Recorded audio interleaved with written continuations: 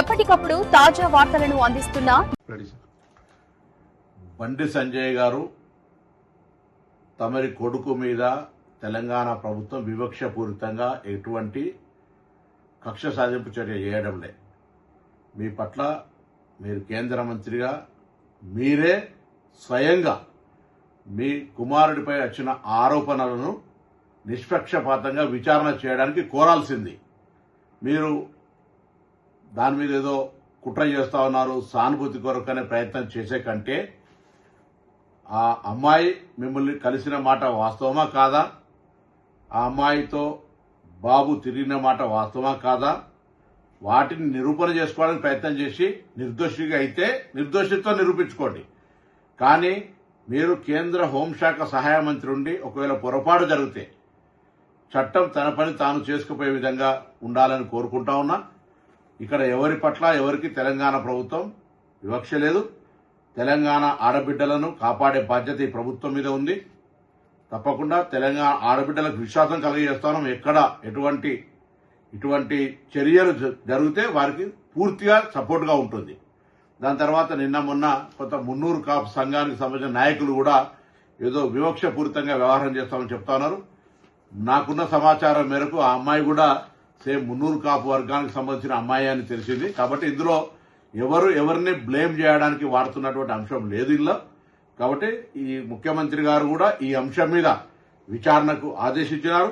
నిన్న ప్రధానమంత్రి గారి ప్రోగ్రాం ఉండడం వల్ల అందరూ కూడా అదే ఏరియాలో ఉండడం వల్ల కొంత ఒక రోజు ఆలస్యమై ఉండొచ్చు. కానీ ఆ కన్సర్న్డ్ డీసీపీ లేడీ ఆఫీసర్ తోటి విచారణ కొనసాగుతోంది.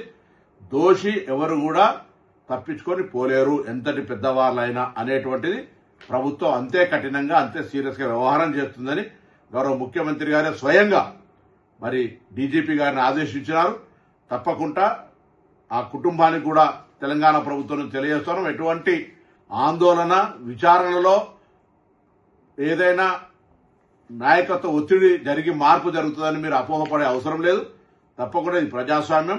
మీకు జరిగినటువంటి అన్యాయంగా మీరు అది ఒకవేళ తప్పకుండా అటువంటి సంఘటనలు జరిగి ఉండుంటే దోషి మీద ఎటువంటి శిక్షకు వెనుకాడిగే ప్రశ్న లేనేలేదు.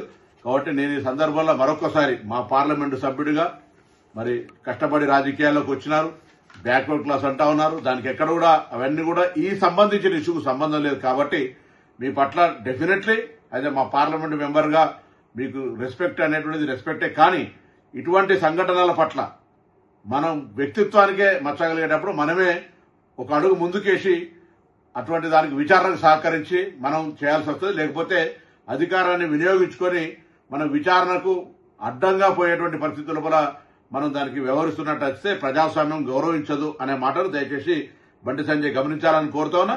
నేను అదేవిధంగా పోలీసు అధికారులను గౌరవ ముఖ్యమంత్రి గారి ఆదేశాల మేరకు మరొకసారి సీరియస్ గా ఆదేశిస్తాను. వెంటనే ఎటువంటి వివక్ష లేకుండా పూర్తి స్థాయి విచారణ జరిగి దోషులు ఎవరైనా సరే కఠినంగా శిక్షించే విధంగా ఉండాలని సందర్భంగా కోరుతా ఉన్నాను.